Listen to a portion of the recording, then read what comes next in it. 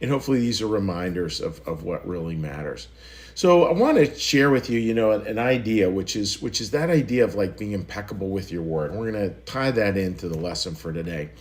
And it's I think like that idea of really being someone that people can count on as best as they can. And again, there's always extensions, emergency situations that don't quite pan out. But that idea, as best we can, to be somebody people can absolutely depend on. Now, what does that mean? Well, the important part of that is, again, really learning to be absolutely a person of our word. Like, we really try to communicate honestly. Beautiful passage in the Bible saying, let your yes be yes, let your no be no. And that means we're really clear. We're really clear about the yeses, we're really clear about the nos. We communicate that. And that basic integrity, it kind of works like compounding interest. Now, what does that mean? Well, we've all seen the statistics, and I'm going to make up the statistic here. It's like if you're 18 years old and you put away $10,000, you're going to retire a millionaire. And it's just because the money keeps on growing and growing and growing. And it's a little bit like that with our word. If we're really clear, even in little ways, to be as much in integrity as we possibly can, and then it will grow and grow and grow and grow and grow. And as it grows over time, we're able to look back much later on in life, be able to look back and be like, oh yeah, that really works. And that really made a difference. And we'll be able to see like how it's grown into something where other people really see us that way. And it's hard to put into words, but that basic part really makes a difference later on in life, And part of that being someone of your word is a beautiful lesson from Father Gregory Boyle. And it's a story I tell a lot because I just think it's such a beautiful, beautiful story. So Father Gregory had a baptism scheduled, and he's getting ready for it back in his vestry. And this woman comes in who was a woman who had struggled with addiction. She was hard to handle and loud and yelling and high. It just was a bit of a mess. And he had to remind himself to take some time to be with her. Now, what did that mean? Well, what he said is that he said, I had almost forgotten that people are never interruptions. And I think that's so much part of our word. Like, just make sure we're getting to the point where we're not thinking of other people as interruptions. Like, life happens. Sometimes life is really hard. And can we step up to help other people? That's what we're really looking to do.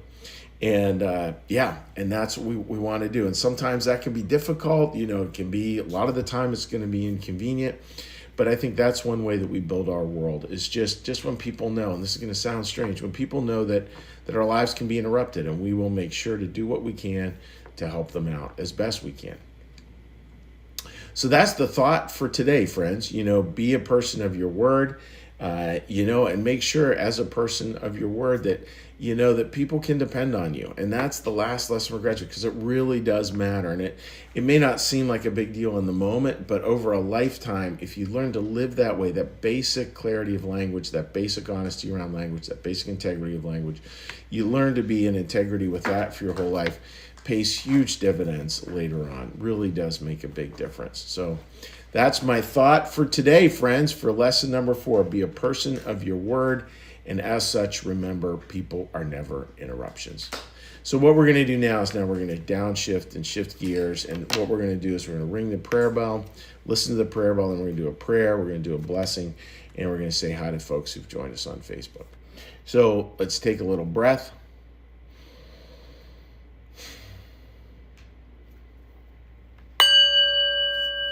The prayer bell.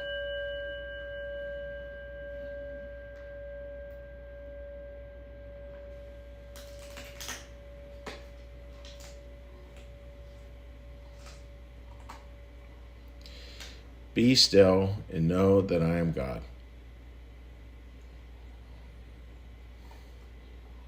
Be still and know that I am. Be still and know that I.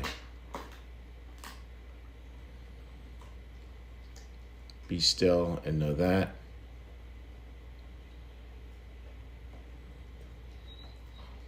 Be still and know.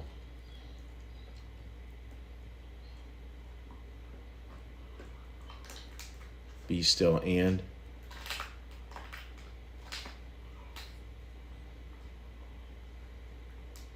Be still.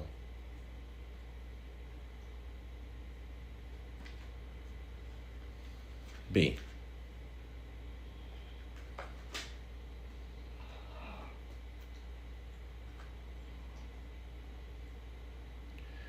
Father, who art in the heavens, hallowed be thy name.